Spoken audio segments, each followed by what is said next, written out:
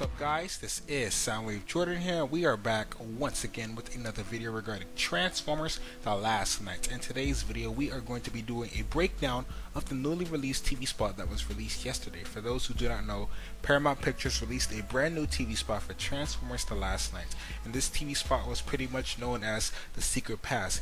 It's pretty much showcasing the history, the interactions between the Transformers and the humans, and of course knowing the fact that they've been together for such a long time, and of course they've been here on Earth forever pretty much. And of course we are going to be breaking this TV spot down where I give you guys my thoughts, my opinions, my speculations, and boy oh boy, I'm pretty darn excited because there are a lot of interesting things inside this TV spot. I did my little reaction video already, so if you guys like to check that out, I will leave a link at the end of the video so you guys will be able to see it for yourselves. But that's not what's important. What's important is the fact that we do talk about this Secret Past TV spot and me breaking it down. So enough of me talking, let's get on with it. Let's actually break down this TV spot so I can give you guys my thoughts and opinions. And of course, we're going to be able to discuss it right there on after. So let's get to it, shall we? It started as legend, one of the greatest of all. Alright, so the first thing we hear Sir Anthony Hopkins' character says is, it started off as legends, one of the greatest of them all. So pretty much he's letting us know that, of course, the Transformers used to be a myth, used to be a legend, but he then mentions that it used to be one of the greatest of them all, indicating the interaction between the Transformers and the humans. Because if you guys think about it, as we already know, the Cybertronians are a very advanced civilization, and of course the fact that they but interacted with the humans in such a positive way, especially the Autobots, of course the humans are going to think of them as one of the great legends that happened inside their history. So pretty much that's what Sir Anthony Hopkins is mentioning. But let's actually get on with what we saw inside the gallery, this art gallery room. So first and foremost, as you guys can see right here, on the left, right here, on the left, I'm going to have it zoom in for you guys. On the left, you guys can clearly see Hound's World War II picture. Now this picture, we've already seen this picture in the microfiche video that they released a while back, but it's pretty much showing Hound and his presence during the World War II era, and of course he's standing among the troops as a giant Transformer, obviously him being a Transformer. So yeah, that's pretty much there is to it. There isn't much to be said. And on the right, we also have one of the pillars from Transformers Dark of the Moon. As you guys already know, the pillars played a very, very important role in the Transformers Dark of the Moon. And of course, the fact that they have been around Earth for such a long time, this pretty much shows us that there are some hidden Transformers artifacts that are still probably hidden on Earth. As you guys already know, in Dark of the Moon, they pretty much mentioned that the pillars have been on Earth for a long time and they have been scattered all across Earth. Well, pretty much this shows us that Sir Anthony Hopkins' characters, or whoever had this gallery showroom, found this pillar and has it, cased up in his room and all of that. So it's pretty darn nice to know that they're paying homage to the other movies, especially Dark of the Moon, because Dark of the Moon to this day is still my favorite of the entire franchise. So yeah, it's pretty darn awesome that they actually have the pillar. And of course we see some other things regarding Dark of the Moon, considering we see the Ark on the moon, as well as we see the moon spaceship landing and all of that. So let's continue on right here.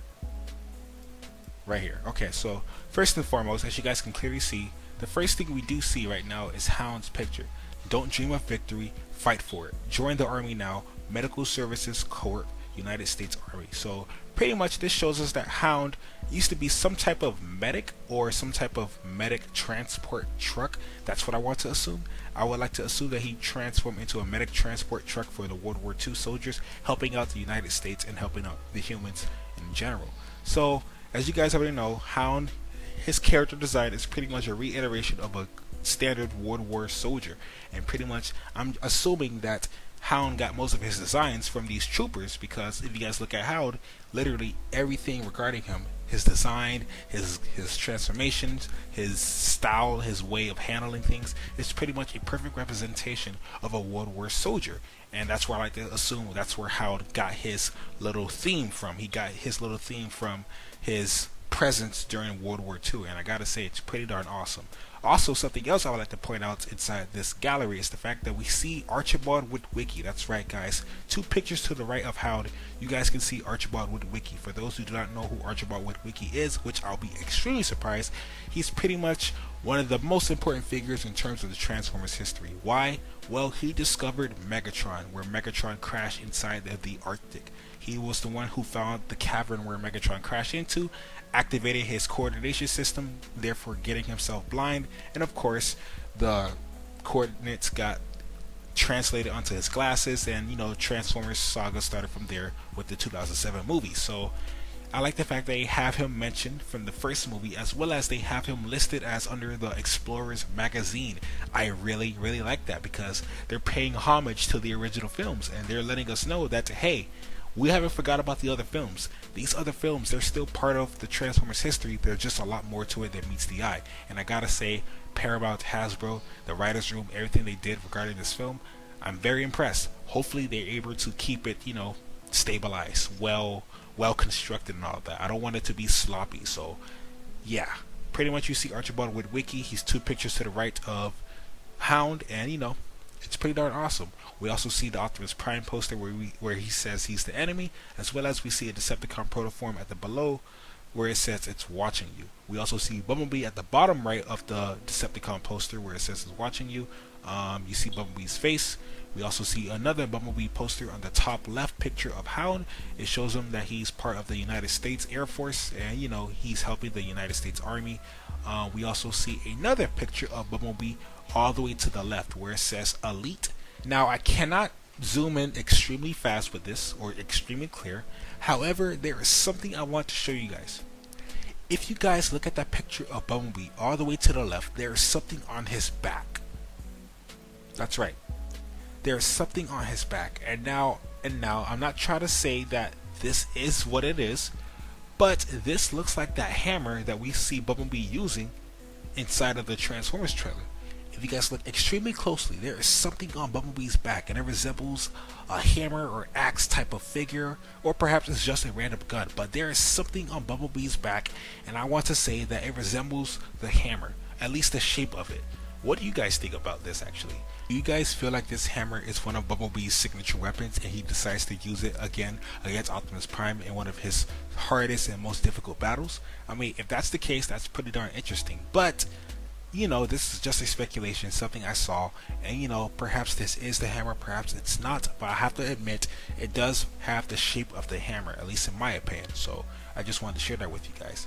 And one more thing I do want to point out is, if you guys look at the top of the gallery, at the top, the middle, the center, at the top, you guys can see there's a newspaper, and you guys can see there's a Transformer in that newspaper, and he resembles some World War plane, or he perhaps transforms into some World War II aircraft. Well, I pretty much want to say that he is a seeker, because as you guys already know, most of the flying Transformers are seekers, and in Transformers Revenge of the Fallen, Jetfire pretty much mentioned that seekers have been around Earth for a while already, and they're pretty much explorers of the galaxy. Well, Cybertronian explorers of the galaxy. So perhaps a seeker besides Jetfire crashed onto Earth, and he's handling some World War II business with the United States and all of that. So that's pretty darn interesting, and I gotta say, I'm liking everything they're doing so far in terms of the history of the Transformers. So let's continue on with this video, though. One of the greatest of all. Okay, so we hear him explaining this. We already seen this already. One of the oldest of them all, the Knights Battle. So right here we see Drift once again with some Japanese people, and of course, as you guys already know, Drift's design is heavily influenced by the Japanese culture, considering his design is literally a samurai with two swords. So pretty much Drift was a Transformer who crashed into the Japanese culture, or Japan probably, more than likely, or the Asian culture, whatever you guys like to call it, and pretty much he let it influence him entirely, considering his whole entire design is based on Asian culture, and I gotta say that's pretty darn awesome. So we see him with some samurai children, samurai adults. I said adults, but that's pretty much the gist of it right here, and I gotta say it's pretty darn awesome to know that some of the Transformers took some of their designs from human culture. So let's continue on. But every legend.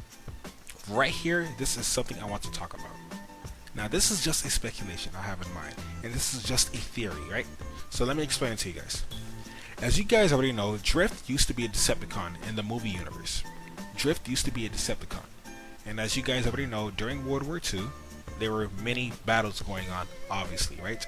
There were many factions against one another, obviously, right? One of those factions that were going against one another was the United States, of course, and Japan. As you guys already know, Japan was known as the Imperial Army, and the United States was known as the United States Army. So, as you guys already know as well, Drift used to be a Decepticon, right? And in the previous pictures we looked at, in the previous propaganda pictures, we see Bumblebee, Hound aligning themselves with the United States, aligning themselves with the humans, obviously, right? And in this picture, well, from what we've seen, we see Drift aligning himself with the Japanese. Now, do you guys get what I'm saying with this? Drift used to be a Decepticon, ... And he aligned himself with the Japanese, considering he has Japanese designs all around him, right? So what if Drift used to fight the Autobots back in World War II? I mean, he used to be a Decepticon, so obviously he opposed the Autobots at some point in his life. And what if that was one of those times? I mean, think about it. The United States fought Japan in World War II. Drift designs is heavily influenced by Japanese culture. Bumblebee, Hound, and whoever else was part of it was part of the United States team. And since the United States fought Japan in World War II, well, that pretty much indicates that Drift might have fought the Autobots during World War II as well, which leads me to think that the Decepticons might have negotiated with the humans in World War II like they did something similar to Dark in the Moon. In Dark in the Moon, I mean, think about it right now. It's pretty darn crazy, but at the same time, it is plausible. But this is just a theory I had in mind. So I want to say that Drift might have been a Decepticon during his World War II era on Earth.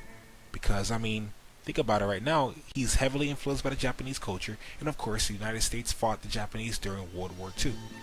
Now, I'm not saying this is true, but this is just a theory I have in mind.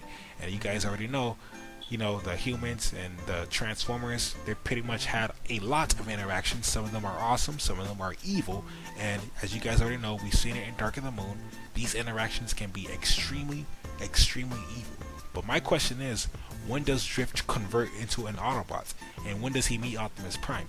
Because if you guys think about it, Optimus Prime was somebody that converted him and made him saw the ways of peace. And that's what the Autobots stand for. So this is just a theory I had in mind. I just wanted to share it with you guys. So this isn't something crazy though. But this is something to keep in mind. I thought it was pretty darn interesting, and it was something I just wanted to share with you guys. So that's just my input. What do you guys think about it? Let's continue on with it. We see Drift right here with the Imperial Army flag, the Japanese flag, as well as we see a sibling of Drift on the left, or perhaps one of his former Transformer friends, I don't know, but this is just something I wanted to share, so let's continue. So right here we see something called the Bayeux Tapestry. Now, the Bayeux Tapestry is pretty much some type of cloth that has human history engraved onto it. But in this TV spot right here, we see a Bayeux Tapestry that has human history engraved with it, along with some Transformers, indicating that the Transformers have once again been part of human history for such a long time. Now, judging from this picture right here, judging from this tapestry, we see Cybertronian knights. Judging from their armor, judging from their weapons, we see some of them have swords, an axe, and a spear. And we also see some humans riding some horses. So I pretty much want to assume that whoever knitted this or created this pretty much knows the deep history between the Transformers and the humans. And I gotta say, it's pretty darn interesting. So let's continue. So right now we see Hot Rod with a group of humans. However, I don't believe these are just ordinary humans. If you guys look at the bottom of the picture right now, it says the Order of the Witwickens, 1901. Guys, can you read that for me one more time? The Order of the Witwickens. Guys, do you know what that means? Do you know what this is showing us? Now, I'm not trying to have a far reach into this, but I believe this is deeply connected to the Witwickies. As you guys already know, Sam Witwicky, Archibald Witwicky, and now we have the Order of the Witwickens, ... I mean, this is pretty much telling us that this has something to do with the Witwickies, at least in my opinion. And I know this seems like a bit of a reach, but hear me out. I believe this group right here is Witwickens or Witwicky's ascendants. I'm sorry for butchering it, but I do believe that this group of humans right here are Witwicky ascendants. And this also makes me think that what if, guys, hear me out, what if Archibald Witwicky, as you guys already know, he was one of the primary explorers of one of the Transformers discoveries. But what if Archibald Witwicky knew a lot more about the Transformers than we thought? I mean, what if he was the only one that actually knew about Megatron's presence inside the Arctic, and he was assigned, or he just wanted to explore or find Megatron himself? However, he just didn't told his crew members. And you know, of course, there were consequences and everything happened regarding his sight, his glasses, everything along those lines. But I'm pretty much showing you guys, or telling you guys, that what if Archibald Witwicky actually knew a lot more about the Transformers than we actually thought he did? I mean, most of us thought he was just some type of guy who happened to stumble upon Megatron, but I'm pretty much telling you guys that what if he actually knew more about it, considering we see a picture of Hot Rod and the Witwickens right here. The Order of the Witwickens, 1901. I wouldn't be surprised if Archibald Witwicky was actually part of the Witwiccan Order in 1901. And we see Hot Rod right here, so this pretty much shows us that Hot Rod has been on Earth for quite some time already. It's actually pretty darn crazy how Hot Rod has been on Earth, and you know, it's very, very interesting. So that is something I want to point out and share with you guys. And I'm really loving this TV spot because it leaves me a lot of room to give you guys some speculation, some theories, and I gotta say, it's pretty darn crazy. I'm getting goosebumps as I'm talking about it. So, oh gosh, I can't even talk right for some parts. So I'm just pretty darn excited. But let's continue on, and that is something that's crazy because, you know, the Witwickies, as you guys already know, they have a strong presence within the Transformers universe. And of course, to see them part of some type of order, or we see them part of some order, it's pretty darn crazy. And it leads me to think that Archibald Witwicky knew a lot more about the Transformers than we all thought. So let's continue on, and we also see Hot Rod with him. So I wouldn't even be surprised if we actually see Archibald at a young age in this group. So let's continue. Oh, sorry about that. A secret. Okay, let me go back. Let me go back a bit. Alright, so there was a lot of things happening all at once. So we see this picture again, we just saw. We see the Howland picture, as I discussed earlier today. We see another picture. Now, if you guys look at this picture right now, you see the Megatron statue to the right of this picture, but there is something going on right now, guys. Holy, I'm losing my mind right now. You guys can see Shockwave. That looks like Shockwave. I'm pretty darn sure that this is Shockwave, guys. If you guys look at it, he has the purple resemblance figure. He also has his long blade. As you guys already know, Shockwave has that long blade on his left arm, as well as we see his right arm looking like a cannon. Guys, I'm pretty sure that's Shockwave. And at the top left of the picture, we see some type of Cybertronian in the background, but I do not have a clear visual of who it is. But I want to assume that this is a Decepticon, considering we do see Shockwave. So this is pretty intense, guys. Like, holy, I'm actually losing my mind here, and I'm like, my eyes are getting watery because this is like freaking me out at the same time. Holy, but gosh, man, if that's Shockwave, what is he doing on Earth? Holy. I mean, oh my gosh. I mean, I know they're saying we should rethink the past. I know they're saying that the Transformers have been on Earth for such a long time, but this is actually driving me crazy. This is actually putting me in a shocking trance, and I'm getting a little freaked out because I'm noticing all these things for the first time as we're doing the breakdown right now. And I did not notice Shockwave before, but holy, this is Shockwave. I'm pretty sure, I'm positive that that's Shockwave right there.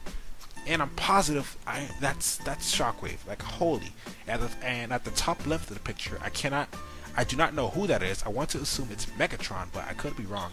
As well as we see a Megatron statue to the right. So yeah, what makes this odd though is the fact that we see Megatron in his new form in the old history of the humans and the Transformers. If you guys get what I'm saying, I'm pretty much saying, why do we see Megatron in his new form in the old history? So it's pretty darn odd. I hope they do explain that, or fix that, or at least explain well how Megatron returned in the Transformers franchise, considering we saw what happened with Galvatron. I mean, we already saw what happened with him in Age of Extinction. We know that he was reborn. However, I do want to get some closure on it. So that's just my opinion. But let's continue on.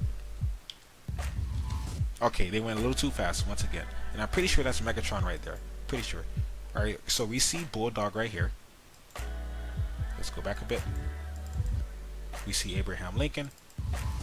God dang it. I keep missing it. We see Bulldog right here. As I just mentioned earlier, Bulldog was the Transformer we saw in the clip with Hot Rod, Sir Anthony Hopkins' character, Cade, Bumblebee, Cogman. You know, he's pretty much the Transformer who transforms into a World War tank. So we see him right here. Let's continue.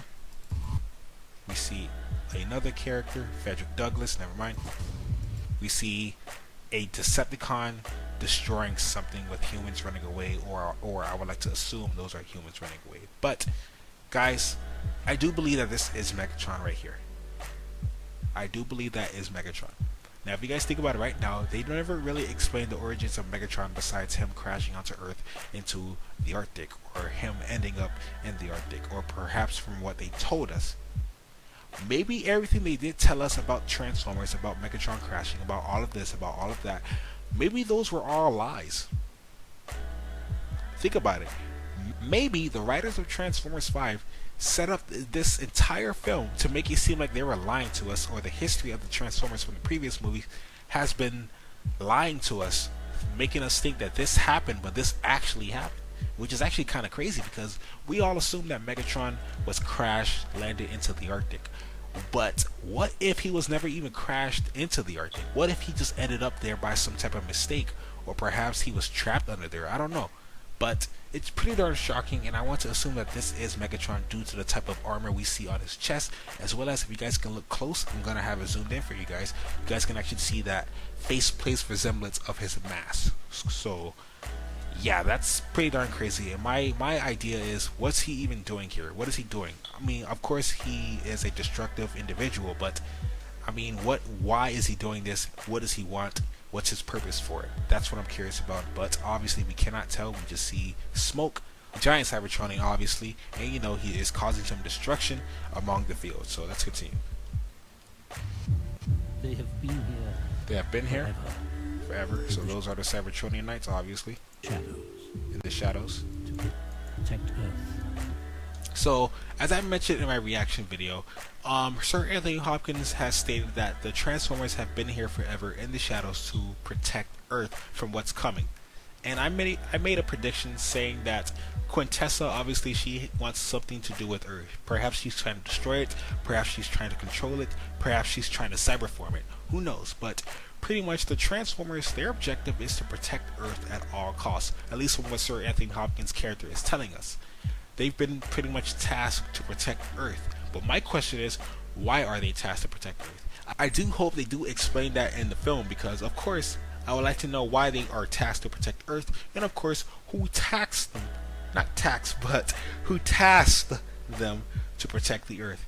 And I also want to think that the only reason the Autobots are fighting the Decepticons perhaps is the fact that they know that the Decepticons want to destroy Earth. So obviously they need to do whatever needs to be done to stop the Decepticons from destroying Earth. I mean, this is pretty much some basic information. Of course, the Decepticons, they've been wanting to destroy Earth for such a long time already, but I believe there's a lot more to it than meets the eye, because, well, the Decepticons, they are ruthless individuals, and of course they would like to do anything they want towards this planet. And I believe they do want to destroy it, or perhaps not destroy it, but maybe control it. So these are just some of the things I want to mention, and of course, you know, this probably leads to more conflict between the Autobots and Decepticons, and of course leading to more wars between them as well. So let's continue.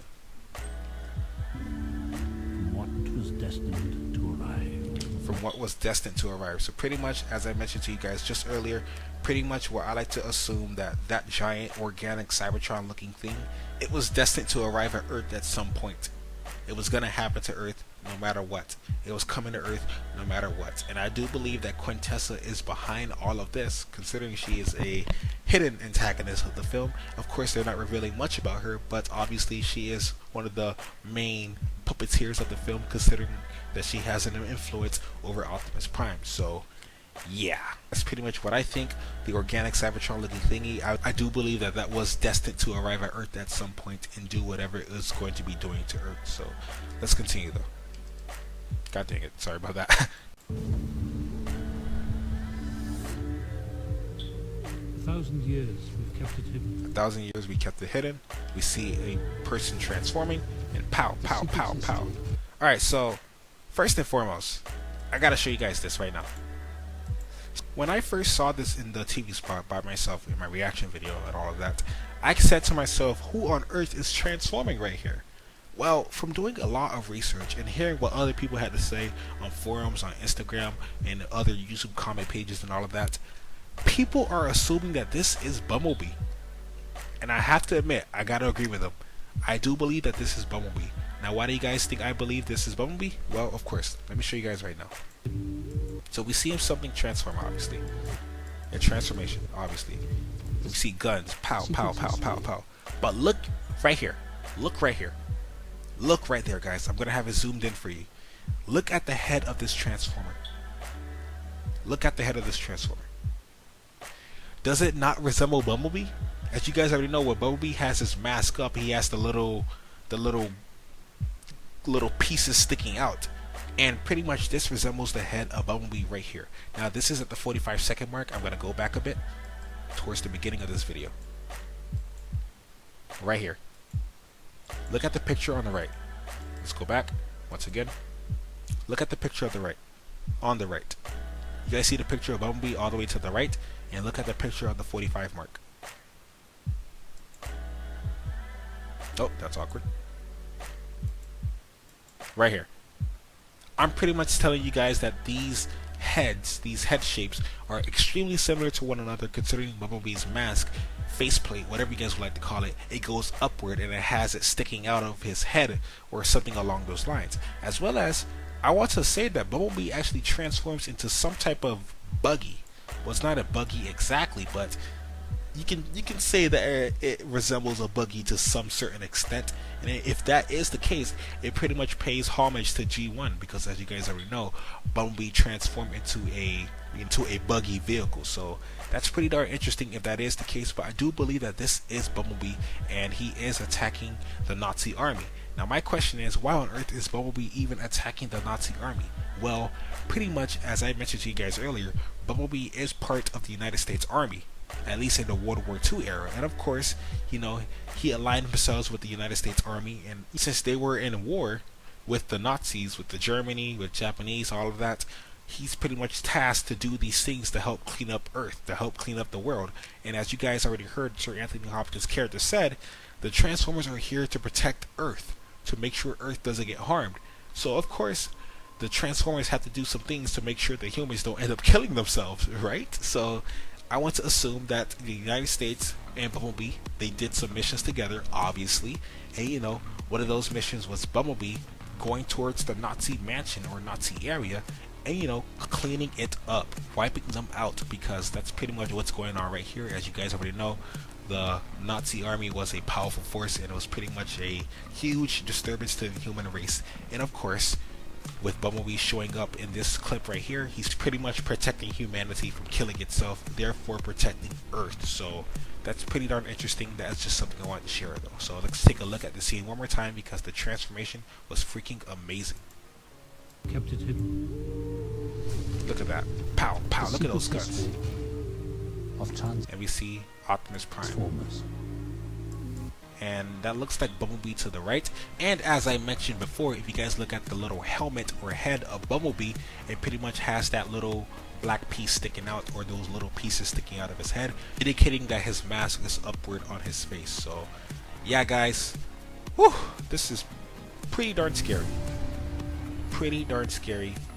Pretty darn interesting as well, because there are a lot of things in this trailer, and I don't know if I cover them all, but I have to admit that this is pretty darn insane. And of course, it drove me crazy because there are a lot of hidden things, and some of them just freaking shocked me. I discovered some new things while breaking down this video with you guys. So, gosh, it's pretty darn intense though. But I want to know, what do you guys think about this?